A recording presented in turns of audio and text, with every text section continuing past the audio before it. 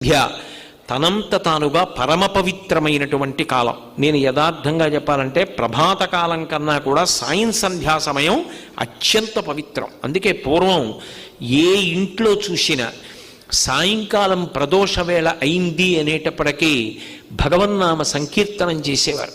నాకు బాగా జ్ఞాపకం, మా చిన్నతనంలో సాయంకాలం అయ్యేటప్పటికీ మా అమ్మమ్మగారు స్నానం చేసి వచ్చి కూర్చుని ఆవు పాలు కచ్చిక, ఆవు పేడతో చేసిన పిడక కాల్చిన కచ్చిక అక్కడ పెట్టుకొని పాలల్లో చేయి ముంచి కచ్చిక ఇలా ఇలా అని ఒత్తులు చేస్తూ ఏదో సాంబ సదా శివ సాంబ సదా శివ సాంబ సదా శివ సాంబ శివ అని రాత్రి 7:30-8 గంటల వరకు పాట పాడుతూనే ఉండేది.